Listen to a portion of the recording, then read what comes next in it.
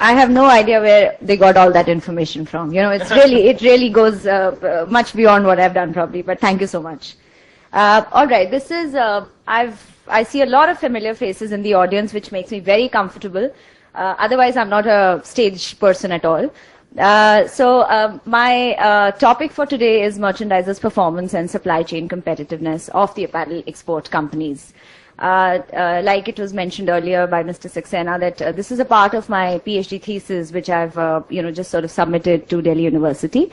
The reason why I took up this topic was that I've worked as a merchandiser in the industry for a couple of years, more than a couple of years. Have been teaching in NIF for the last 12 years. And my core area has been merchandising, and I felt there was a lot of work which could have been done in this area, but it's never too late. So this is the sort of thesis topic that I picked up, and I'm going to take you through some of the findings, interesting findings, which have come out of this thesis, and at the end of the session, maybe we can have some question answers, and maybe what more could I have done? Not that I can do anything more in it, but yes, PhD is only one part of the work that I have done, but I have been working with the industry on various things, and there is so much more that can be done in the future. Before I touch upon my PhD thesis, I just want to build a little background about how the buyer and supplier relationships are changing from the past and how they're going to be in the future. Well, the buyers used to work on one-to-one on a style-to-style basis with a lot of vendors all over the world, 183 maybe more countries producing and exporting apparel and garments to the developed world, and so many vendors with so many styles, and fragmented sourcing. This is now changing to a consolidated vendor base of vendors who can do large order quantities, can do different types of styles, and have strategic long-term relationships with buyers. So one is not looking on a style-to-style basis whether I want to work with this supplier or not, but how can I work with this person for the next 5 years, 7 years, 10 years? How can he handle the kind of growth in business that I'm going to see in the next 5 years? Can he be my business partner for so many years?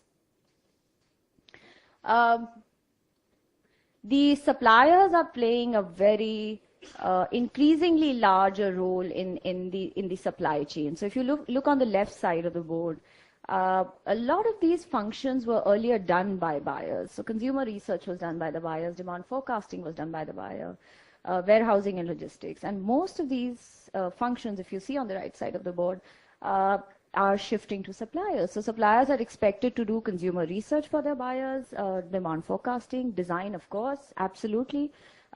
Production, well, we've been doing for a long time, but even warehousing logistics are expected. So there's a concept of vendor managed inventory, VMI, where the buyers expect that you will create a stock for them, and as and when they need that stock, you'll keep shipping it to them, and they don't want to have huge warehouses which increase their cost in their own countries. So the kind of responsibilities which are expected to be taken by the suppliers are ever increasing. So if in the past 90% of the relationships that the buyers had with the vendors were transactional relationships and only 10% were strategic, this ratio is definitely changing. And in the future, it's only 20% and 80% strategic partners. So like I said, strategic partners would be those who are working with the buyers on a long-time basis, are partners in their business, and can help the buyers manage their businesses better. Before I delve into the merchandisers' performance area, I really had to understand while doing my research as to what are the apparel sourcing criteria, what are buyers generally looking for, and then apart from the apparel sourcing criteria, I also had to understand what are the supply chain competitiveness factors in our industry, because there's a lot of research which is done in terms of supply chain as a whole in other industries, but very little, because we talk about buyers, we talk about suppliers of raw material, of garments, and they're very fragmented, and each one is very bothered about what they are doing, but we've never thought of a supply chain as a whole. So apparel sourcing criteria, different research studies show that The main criteria apart are cost, lead time, flexibility, technical and product quality, communication, capacity, delivery reliability, innovation, and trust. So if you look at this list, some of the things are very measurable. For example, you can measure how well a vendor has performed over a period of time in quality. How many of his shipments really passed, did not fail, and how many of them failed. And probably cost is another very quantitative criteria. But things like communication, things like innovation, things like trust are probably things that you can't measure. So, the intangible parameters are also extremely important in sourcing of apparel. As regards supply chain competitiveness in our industry, very similar to what I just mentioned, and hence we are saying that these factors, as in point number 2, are the ones which will make companies generally more competitive. So better customer-supplier relationships, quality, cost competitiveness, product availability, delivery logistics, innovative products, value-added services, and flexible supply chain. And when I say flexible supply chain, I mean anytime the buyer wants to reduce the order, you're ready to do so, and vice versa. When he wants to increase the order, you can do the same. He wants to change a design at the last minute, you should be able to do that also at any time that he wants to, because it's a very fickle very fickle market out there, a very fickle-minded consumer out there, and then that's what they expect you to do. And it's not just you as a garment exporter. Down the line, the raw material suppliers and anybody who's supplying any other material to you should be able to also meet this challenge of last-minute changes. There was an interesting study on improving the competitiveness of the Hayton apparel supply chain, and their service level was a very important parameter to improve competitiveness. And one wonders, when you say service, what does it really mean? In garment export terms, what is a service? Service is that you communicate on time with the buyers, or is it that you go and pick them up at the airport when they are here, or you book a hotel for them? What is it? What is the service that you're talking about? So service was very nicely defined in the study, which says reduction of the number of times that the buyer is asking you to solve a problem. You have to be proactive in apprehending the problems and solving the problems, as and when they come. The sample preparation and delivery times, being proactive in helping the buyer companies to run their businesses. So once the buyer gives you the business, he should actually just sit back and relax and say that, my vendor is so responsible that I don't really have to bother about the problems which might come on the way, because he's going to solve them as and when they occur, or even be prepared or be so proactive that he can apprehend the problems and avoid those problems from happening altogether.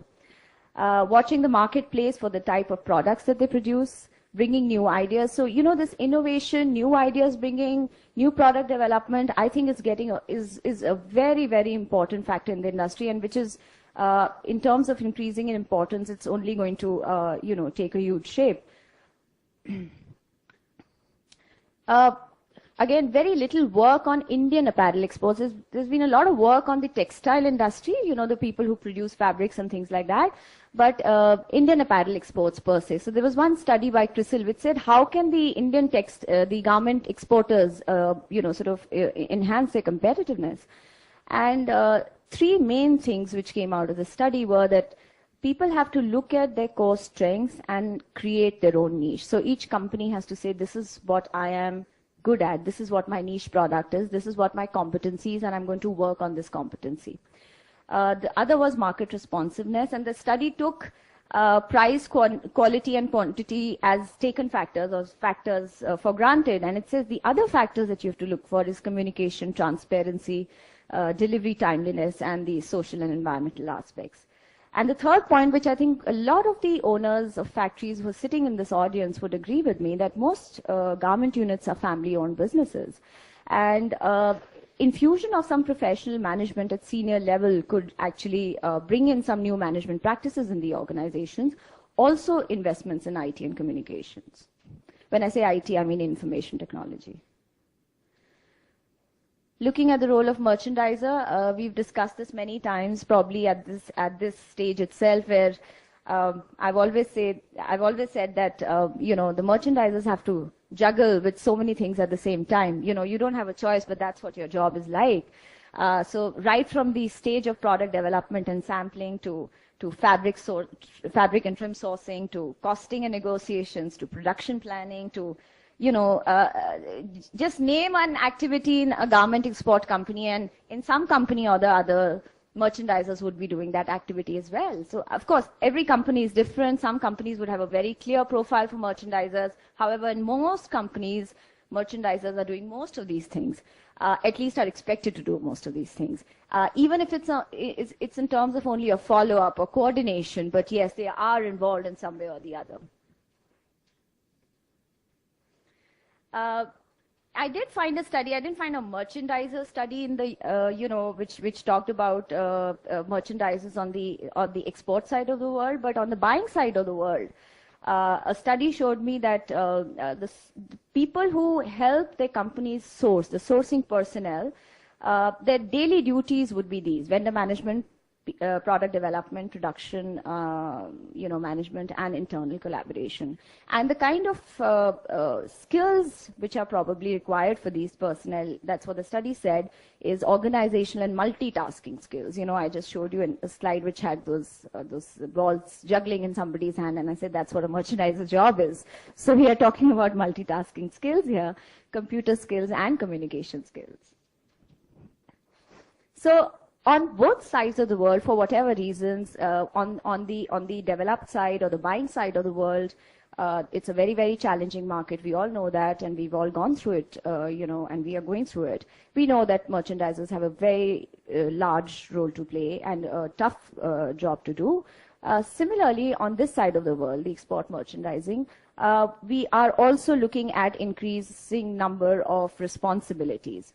And on both sides of the world, the supply chain is lacking coordination and communication, which is not a very happy situation, with increasing roles and responsibilities. If the communication and coordination is going down, then obviously, we are not performing, or we haven't really, sorted the problem out yet. So where are the merchandisers in this very fancy terminology that I've just used, with all those management, terminologies? Where is the merchandiser? The merchandiser is actually balancing the two sides, is actually balancing the buyer and the seller, the buyer, the factory operations and the operations of the buyer, and ensuring that they're able to sort of, they're able to meet the criteria of right product, right time.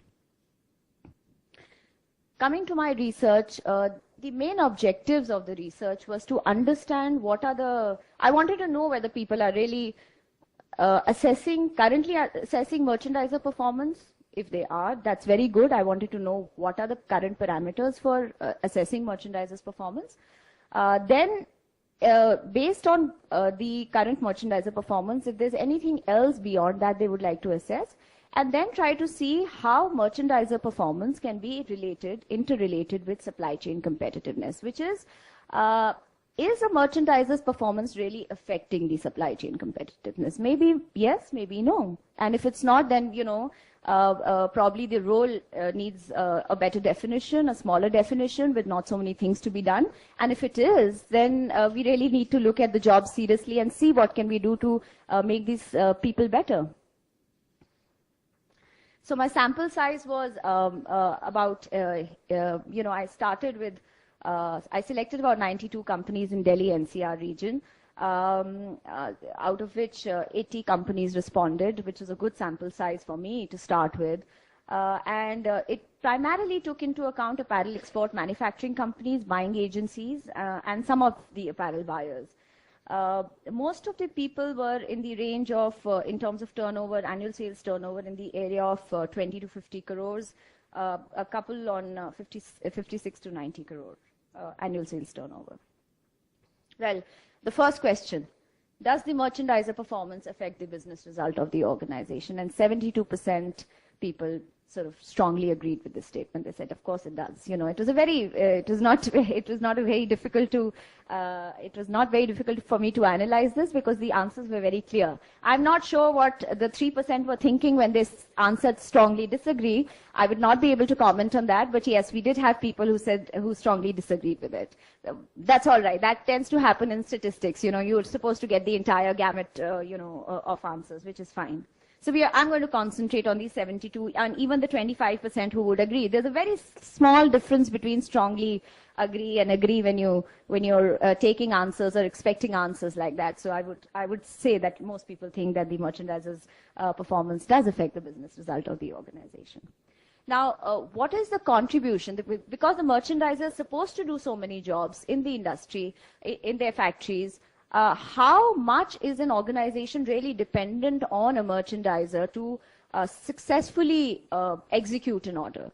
So while you count, I mean, each of these bars is the number of people who said, 5 people said 100%, there were others who said 80 to 90%. This is about 64 people saying, 64 out of a sample size of 80, everybody answered this question. 64 out of the 80 who said it's more than 60%. So that's a huge responsibility that we are talking about here for merchandisers, and I'm sure people who are merchandisers in this room are already feeling, heavy, quite heavy on their back and shoulders, and saying, "Wow, what sort of a responsibility? The weight of the responsibilities on their shoulders." So this is, and I must tell you that most of these questionnaires of mine, the survey questionnaires, were answered by the people who head their companies. So, it's a perspective of the head of the company. My thesis did not, it was not a part of my scope to interview merchandisers. So, it was the owners of the company who answered my questionnaire. So, going by what are the current assessment parameters? If a lot of people said that, about 70% of the respondents said that we do have, 85% of the respondents said that we have a system of assessing merchandiser, a current system of assessing merchandiser performance. Most of them had an informal way in which they were assessing these people. So what was those criteria? The current assessment pattern: good communication, proactive initiative, ability to work with people, skills of coordination, integrity and honesty, apparel manufacturing and quality assurance, knowledge, negotiation skills. So again, if you look at these, a lot of these are soft skills that we are talking about, and sometimes very difficult to measure, assess, and actually evaluate people on this basis. This comes out of the questions that I have put to them specifically in terms of if you were to relook at the kind of performance parameters. So a set of performance parameters beyond what they are doing was put to them and asked, if you were to look at these parameters, which of these parameters are the important parameters for merchandisers' performance? So if you look at the top graph, the top graph talks about the soft skills which are required, and the graph at the bottom, which has a yellow arrow, are the technical skills which are required. So that's the way one divided the soft skills and the technical skills. Understanding needs of buyers, preemptive capability to solve production and logistic problems. So we are talking about people preempting things. The speed breakers which might come on the way, already thinking about them and saying, yes, this is what I can do because I can already see this happening because of my understanding of the product and the raw material and the buyer and the customer. Share timely information, understand needs of the end customer, organization and communication skills. Coming to the slide at the bottom, understand raw material and the performance parameters, do dynamic product costing. And I never use the word, I don't know if it's correct or not, maybe it's not correct English, but the word is dynamic product costing because product costing is a very set pattern on our computers, on our Excel sheets. This is the way you're supposed to do costing. But when you talk about a dynamic product costing, I'm talking about a skill where a merchant is able to give 5 different costings to a buyer saying, if you change the raw material, this is what it will look like. If you change the way you're stitching this garment, this is what it will be like. this is the way Bangladesh is costing the government, this is the way my next door neighbor is costing the government. Dynamic to that extent, understanding of the market. And if you can do that, or start doing that, you would be, that's the kind of skill that most of the owners of the companies expect that you should have to ensure that you perform better in your own jobs. Knowledge of garment manufacturing. I tell a lot of students, and I teach at NIFT, and I have a class where the students, when they are taught garment manufacturing, of course we have a very good infrastructure at NIFT in terms of manufacturing infrastructure. But a lot of times students, for the first few months when they join the course, are actually imagining what a factory would look like. And they would really wonder, how do people really work on a factory floor? And while we are teaching them, they're imagining so many of these things. And then one fine day, we'll take them for a factory visit, and it'll be like one of the brightest days, at NIFT, because they were taken for a factory visit. And what the merchandisers who are working in the industry have is the infrastructure right there. A lot of us might not be trained on garment manufacturing, but you have the factory floor to yourself. I'm sure nobody stops you from going to the factory floor and actually finding out how things are happening. Yeah. So then, this initiative is something that one has been talking about for a long time. And then the fourth criteria here, which is help plan, schedule production capacity and resources, which is looking at how well your lines are planned, how you're going to use these lines for your buyer, how have you divided the capacity over various lines or various factories for your merchandise for the next 3 months or whatever be that plan. A lot of the people that I was talking to during these interviews said that one of the issues that they still face is, delay at various levels. It might not be entirely a production delay, but delay at various levels. So the question here was, what are the most frequent reasons of delay, which are pertaining to merchandisers, because this is particularly from this point of view. So 65% of the people said that delay in problem solving and at appropriate time during pre-production and production. So if you're not able to look at or apprehend problems which might come at pre-production and production levels, then you're trying to solve the problem after it's occurred. And you're trying to solve the problem, you might not be able to. So then this actually contributed to the most frequent reason for delay. The others were lack of initiative to help buyers reach a decision at pre-production stage. Apart from understanding how merchandisers can improve their performance through skills, through various kinds of skills, one also wanted to understand what are the organizational factors, what can the companies, the export companies, the manufacturing companies really do to improve or to, help them improve their performance. So this is all in percentage term. 100% of the people, all the people who answered this question said rewards for those who learn and have been proactive in problem solving. So the word is proactive here. So to identify people from being a reactive person to a proactive person is another challenge that we are talking about. Then having appropriate measures to assess their performance and link those to overall competitiveness. Two questions arise out of this.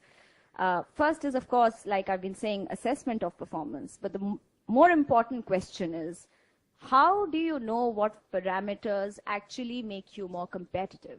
Have the companies identified on their own that these are the 5 factors which make us competitive? Well, then if you have identified, then that needs to be trickled down to the merchants who can say, okay, if we work well in this area, this is how we are likely to improve. Training on regular basis. And it can be training by the people who are there in-house, it can be through consultants, it can be through anybody, because a lot of times you have a resource which is sitting right within your factory with enough amount of knowledge which is required to train merchandisers. More decision-making power to those who perform well, hiring merchandisers with appropriate qualification, and a very important thing which 90% of the people say, making the job description and performance standards clear and unambiguous, because then if you ask me what's the job of a merchandiser, it was all the slides that I showed you. It was one of the slides that I showed you earlier with all those things written there. So are they really involved in everything?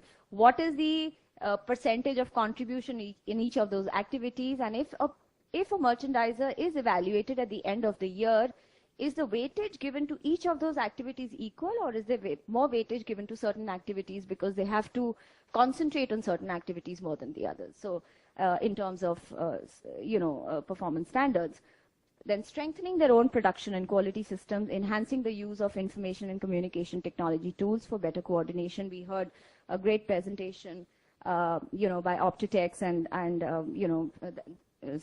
so we know how certain tools can, of course, help in making the issues which surround merchandisers better.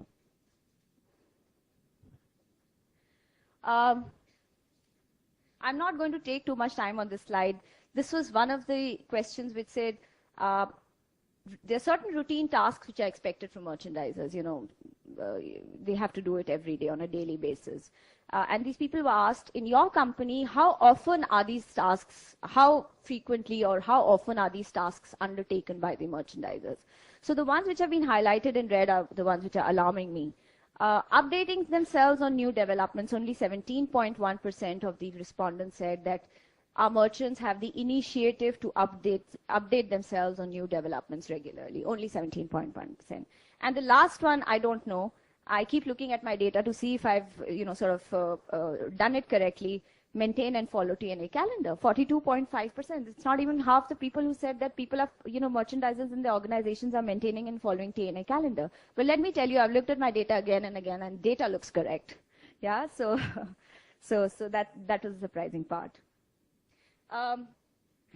So supply chain competitiveness, again, I did not put this together. I did give them a whole lot of supply chain competitiveness factors. I said this is what is followed in various industries. These are so many factors that we have all over the world. Tell me which are the most important ones according to you for our industry, for your kind of business, for the kind of country that we are in, so on and so forth. And the top 5 factors of supply chain competitiveness which came out of the study were responsiveness to buyers, pricing, attitude and work culture, delivery, and product quality. The next task was, having understood the merchandiser performance parameters on one side and supply chain competitiveness factors for our industry on the other side, how do the two interrelate to each other? So I'm not going to get into the statistics part of it, but this is what the analysis shows. Those merchandisers who have a good knowledge of quality assurance are able to manage their delivery schedules better. Those who have a better knowledge of dynamic product costing, and I've already explained to you what dynamic product costing is, are able to manage the pricing, costing issues and product quality better. Organization and communication skills tend to affect the attitude and work culture and responsiveness to buyers. And those merchants who have a knowledge of apparel manufacturing can manage the sampling lead time and production lead time, and also product quality in a better way. So that's the way the entire, mapping is happening and the matching is happening. So we know what are the skills which are required, the key skills which are required by the merchandisers, and what sort of supply chain competitiveness factors are they likely to affect. I'm sure everybody wants to know at the end what sort of recommendations came out of the study. So the recommendations were not just done for the apparel export companies, but they were also done for the individual merchandisers and for the apparel buyers. Recommendations for apparel export companies, let's start with that. The first was identification of specific areas where merchandisers can contribute to business, like I mentioned earlier. Then very concentrated efforts in training merchandisers, which means a dedicated training cell, which means a budget, which means taking people out of their regular jobs and telling them you have to be trained because we feel that you need to upgrade yourselves. So that regular, tracking of where all the upgradation is required. And then, of course, training of trainers. Standardization of documentation systems across the company. A robust infrastructure and quality management system. Role of information and communication technology is one of the key issues here. and recognition of the merchandiser's roles and responsibilities. The area which was of key concern within this research was performance appraisal. The fact that we have to make the job descriptions as clear as possible. It could be a very long list of job descriptions. That's not the point. But the point is as clear as possible, really in black and white. Well-defined key result areas, which means that at the beginning of a job, a merchandiser knows that this is the areas where I'm going to be judged on, and this is the importance of each area. That area is taken as an agenda by the merchandiser, worked on it. And at the end of the day, whenever the performance appraisal happens, the performance appraisal is based on that. So there's no ambiguity, there's clarity, everybody knows what they have to do, they know exactly how they have to work. Because merchandisers are in regular touch with, they are the ones who are in regular touch with the buyers all the time, developing a feedback mechanism so that a feedback from the buyers can be taken as to how these merchants have performed. And, you know, because you're talking about understanding the customer and taking a feedback from the customer. So then a merchandiser is the face of the organization in front of the customer. So how we have performed could be how a merchandiser in the organization has performed. Then reward mechanism for those who show initiative, you know, in problem solving, a proactive initiative. Archana, we are getting into this. Okay. Individual initiatives of merchandisers. I feel that after having, you know, looked at the way the apparel business is changing and is going to be so demanding in the future, merchandisers have to come out of this shell and say, we are product owners. They're not mere coordinators. So the ownership to a product.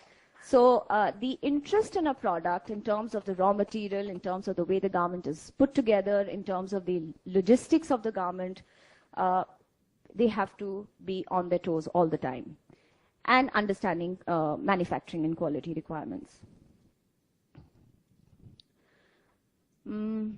So the four main points based on the apparel sourcing criteria, supply chain performance, supply chain competitiveness, which came out, which can actually help the merchandiser improve their performance. The four key areas: organization and communication skills, ability to do dynamic product costing, knowledge of quality assurance, and knowledge of apparel manufacturing. The research was, like I said, just a part of, you know, like the tip of the iceberg and, you know, done for a particular purpose. But what after this? So now I've got into, after having discussed this, the recommendations and my findings with various people in the industry, I've started looking at specific and customized modules at developing selection and recruitment level parameters for merchandisers, establishing the key performance indicators for measuring merchandiser performance. So first, the companies have to decide what the KPIs would be, and that's a big challenge because a lot of them are not able to sort of, they know it, but to put it on paper and make it in black and white is proving to be a huge challenge, because I'm working with one of the organizations on this and we are facing a lot of trouble, but well, I'm sure we'll sort that out.